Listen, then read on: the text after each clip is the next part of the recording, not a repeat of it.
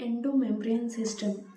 जो endomembrane system होते हैं वो क्या होते हैं? एंडोमेम्ब्रेन सिस्टम मेम्ब्रेनस स्ट्रक्चर होते हैं, ठीक है, जिनका आपस में रिलेटेड फंक्शन होता है। जैसे यहाँ पे कोई स्ट्रक्चर है, देन यहाँ पे कोई स्ट्रक्चर है, तो ये दोनों का फंक्शन आपस में रिलेटेड होगा, ठीक है। कुछ ना कुछ वजह के लिए ही ये दोनों आपस में ऐसे मतलब क्लोजली लोकेटेड होते हैं, ठीक है। मतलब दो ही नहीं होंगे, और भी होंगे एंडोमेम्ब्रेनस सिस्टम।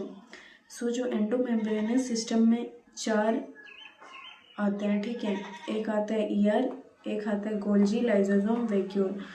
ये होते हैं single membrane bound.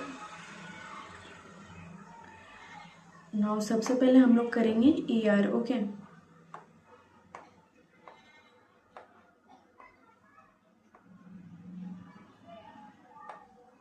Endoplasmic reticulum.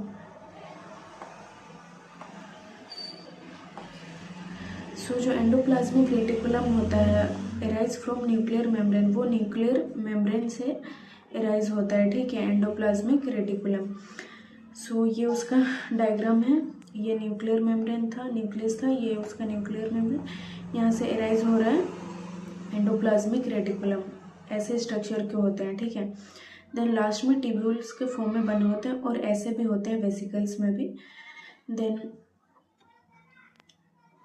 Endoplasmic reticulum के अंदर के स्पेस को हम लोग कहते हैं ल्यूमिनल, और बाहर वाले को कहते हैं एक्स्ट्रा ल्यूमिनल स्पेस। देन ये जो मैंने फोल्डिंग्स बनाए इसको कहते हैं सिस्टर्नी, और इसमें राइबोसोम्स प्रेजेंट होते हैं, ठीक है। राइबोसोम्स प्रेजेंट होते हैं तो ये रब दिखता है, ठीक है, इसलिए इसको कहा गया रब ईयर। जैसे इसमें राइबोसोम्स प्रेजेंट होते हैं, ठीक है, और ये जो राइबोसोम्स इसमें प्रेजेंट होते हैं वो प्रोटीन सिंथेसाइज करते हैं, ठीक है। और ये जो रब ईआर होता है वो मोर इन नंबर में प्रेजेंट होता है ऐसे सेल्स में जहाँ पे एक्टिवली प्रोटीन, मतलब जहाँ पे बहुत सारे प्रोटीन बनना हो वहाँ पे रफ ईआर प्रेजेंट होंगे, ठीक है। देन ट्यूब्यूल के फॉर्म में भी होते हैं ईआर, जिसको हम लोग कहते हैं smooth endoplasmic reticulum, smooth ER. Then उसमें राइबोसोम प्रेजेंट नहीं होते हैं, तो फिर वो माइक्रोस्कोप पे स्मूथ दिखते हैं, इसलिए इसको कहा गया स्मूथ ईआर। और ये लिपिड सिंथेसिस करते हैं, ये स्टेरॉयडल हार्मोन में भी इनका रोल है, बनाते हैं। Then sex hormones, example testosterone, sex hormone like oestrogen, progesterone. Then ये डिटॉक्सिफिकेशन भी करते हैं, ठीक है। जैसे जो भी ड्रग्स वगैरह, जैसे हम लोग मेडिसिन लेते हैं तो लीवर में वो डिटॉक्सिफिकेशन का काम करता है, तो ये स्मूथ ईआर लीवर में ज़्यादा नंबर में प्रेजेंट होते हैं, ठीक है। Now Golgi complex. जो गोल्जी कॉम्प्लेक्स होता है वो कैमिलियो गोल्जी ने 1898 में इसका स्ट्रक्चर दिया था, ठीक है, इस बारे में। देन गोल्जी कॉम्प्लेक्स सिस्टर ने ट्यूब्यूल, वेसिकल, ये भी तीन फॉर्म में होता है, ठीक है। देन गोल्जियन वैक्यूल भी होते हैं, और इसका साइज होता है 0.5 to 1.0 माइक्रोमीटर। जैसे यहाँ पे न्यूक्लियस, फिर न्यूक्लियर मेम्ब्रेन से निकल रहा था ईआर, देन ईआर के नज़दीक में ही होता है गोल्जी कॉम्प्लेक्स, उसका स्ट्रक्चर ऐसा होता है। तो ये जो इधर वाला पार्ट होता है इसको कहा गया ट्रांसफेज, यानी कि कॉन्केव फेज भी कह सकते हैं, या मैच्योरिंग फेज। ये न्यूक्लियस से दूर यानी कि अवे होता है, ठीक है। और न्यूक्लियस के पास तो ये होगा ना, न्यूक्लियस के पास तो ये वाला पार्ट होगा टुवर्ड्स न्यूक्लियस, उसको कहा गया है सिस फेज, या कॉन्वेक्स फेज, या forming phase, okay. Now Golgi complex का फंक्शन क्या है? वो मॉडिफिकेशन का काम करता है, जैसे लिपिड को ग्लाइकोलिपिड में कन्वर्ट करता है, ठीक है, यानी कि इसको हम लोग कहते हैं glycosidation of lipid. Then protein को ग्लाइकोप्रोटीन में, इस प्रोसेस को कहा जाता है ग्लाइकोसाइलेशन ऑफ प्रोटीन। ये करता है Golgi. Then packaging plus processing भी करता है, ठीक है। देन डिलीवरी भी करता है, या फिर हम लोग कह सकते हैं सिक्रीशन भी करता है, इंटरसेलुलर एक्स्ट्रा सेलुलर दोनों। देन वो प्लाज्मा मेम्ब्रेन से मॉडिफाई होकर के बनता है गोल्जी, ठीक है। देन जो गोल्जी होता है वो एक्रोसोम ऑफ स्पर्म पे प्रेजेंट होता है, स्पर्म हेड पे एक एक्रोसोम प्रेजेंट होता है ना, जिसमें एंजाइम्स प्रेजेंट होते हैं, वो भी मॉडिफाइड गोल्जी होता है, ठीक है, एक्रोसोम भी। Now lysosome. लाइसोसोम, लाइसोसोम भी सिंगल मेम्ब्रेन बाउंड होता है। ये फॉर्म फ्रॉम गोल्जियन वैक्यूल, ये गोल्जियन वैक्यूल से बनता है ये lysosome.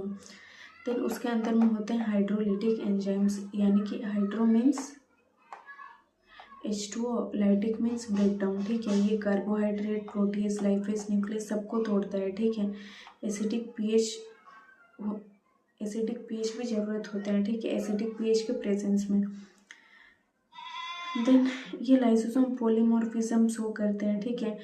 Residual body is retained, इस चीज़ को बाद में आएंगे इस पर, ठीक है। सो यहाँ पे लाइसोसोम का स्ट्रक्चर देख लेते हैं। लाइसोसोम के अंदर हाइड्रोलिटिक एंजाइम होते हैं, ठीक है। सबसे पहले तो उसको हम लोग कहते हैं प्राइमरी लाइसोसोम, जो कि इनएक्टिव होते हैं।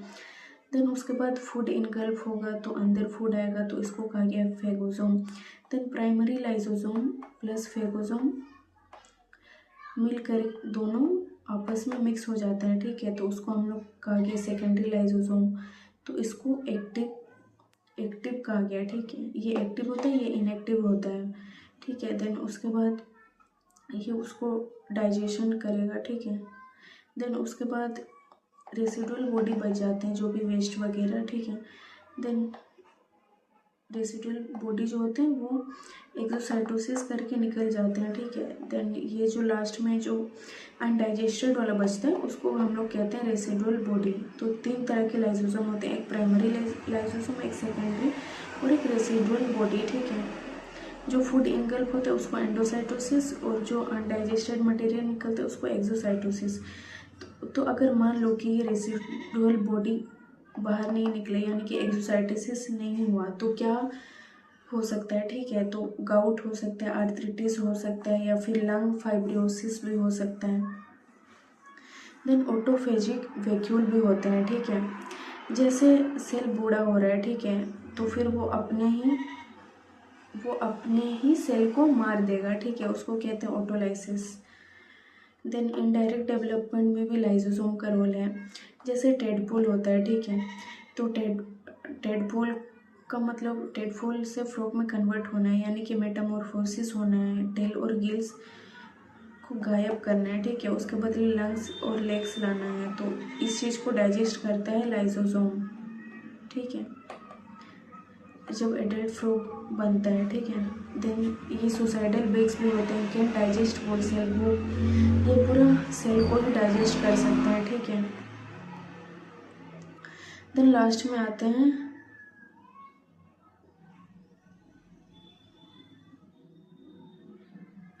वैक्यूल। सो वैक्यूल के टाइप्स क्या क्या होते हैं? कॉन्ट्रैक्टाइल वैक्यूल, फूड वैक्यूल, सेप वैक्यूल, गैस वैक्यूल। सो जो कॉन्ट्रैक्टाइल वैक्यूल होता है वो एमोइबा में प्रेजेंट होता है और वो ऑस्मो रेगुलेशन प्लस एक्सक्रीशन में मदद करते हैं। फूड वैक्यूल जैसे प्रोटिस्ट में होता है। सेप वैक्यूल प्लांट सेल में होता है। जो वैक्यूल का जो मेम्ब्रेन होता है उसको कहा जाता है टोनोप्लास्ट। 90% ऑफ प्लांट सेल में स्पेस ले रहता है ये सेप वैक्यूल, ओके। और ये स्टोर एक्सक्रीटरी मटेरियल को स्टोर करके रखता है, ठीक है। देन गैस वैक्यूल, ये सूडो वैक्यूल होता है, not bound by true membrane नहीं होते हैं इसके पास। ये बैक्टीरिया में प्रेजेंट होते हैं, लाइक फोटोसिंथेटिक बैक्टीरिया में, green sulphur bacteria, purple sulphur bacteria, और ये बायोएनर्जी भी प्रोवाइड करते हैं बैक्टीरिया को। देन नेक्स्ट वीडियो में हम लोग करेंगे डबल मेम्ब्रेन बाउंड वाले ऑर्गेनेलीज, ओके।